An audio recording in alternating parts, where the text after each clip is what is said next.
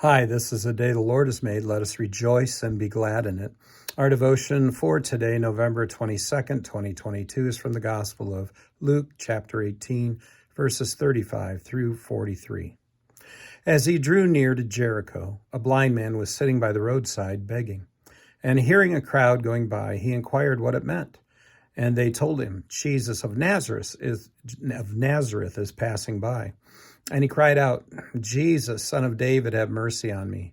And those who were in front rebuked him, telling him to be silent. But he cried out all the more, Son of David, have mercy on me. And Jesus stopped and commanded him to be brought to him.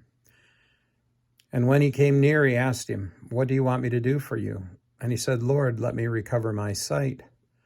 And Jesus said to him, recover your sight, your faith has made you well.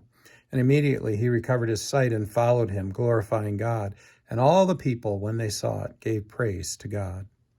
Have you ever had a moment in your life when you worried that your moment, your chance in life was passing you by?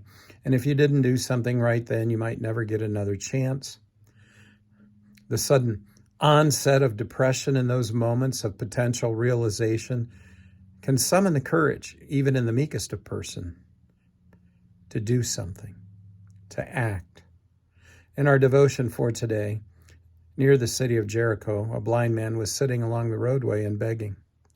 We don't know for how long the man had been blind. We don't know how he became positioned where he was. Maybe some family helped him, maybe it was some friends. But he is now in the routine of his life, such as it is, seated on the side of the road and begging, looking for others to help him survive. A penny here, a penny there.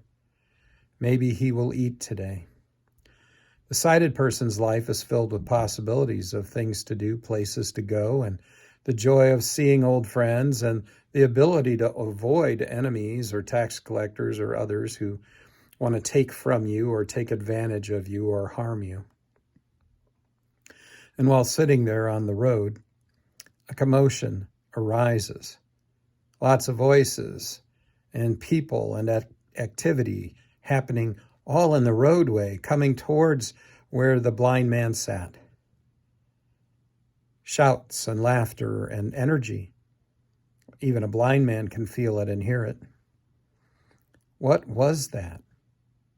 Did someone say, Jesus? Jesus is here. The miracle worker is here. The healer is here. The crowd is moving quickly. He'll be gone soon. I can't see him. I'm blind. I'm blind. Perhaps he can heal me, but he won't even notice me. I need to shout out to him. And so you do. You shout out to him, calling him by name, like some others in the crowd, and immediately people are telling you to shut up and be silent. You shout out again, only this time louder, calling to him as Son of David, and all of a sudden the energy and the movement passing you by comes to a stop. You sense the change. You hear the silence. You wonder and you hope and you wait. And someone tells you he's calling for you. Jesus is calling for you to come to him. And they lead you to him, and you're nervous and afraid, and you suddenly find yourself in front of a man you can't see, a great man, a man of God, a holy man of miracles. It's hard to breathe because you feel so inadequate and so small in front of him. And you can feel all the eyes of the crowd upon you, along with his. And you hear a voice asking you, what do you want me to do for you? And you can scarcely believe it. And with a voice that sounds like it was shot out of a cannon, all your desperation and hope pouring out of you at once, you reply, Lord, let me recover my sight. And you can't believe you said it. You can't believe you had the courage to say it. You can't even dare to hope that you could get your sight restored. That happens to other people, not to you. Good things like this don't happen to you. Your life is hard and difficult, and there's no reason that this Son of David, as you called him, should even look at you twice, let alone talk to you or heal you. But he says, recover your sight, your faith has made you well.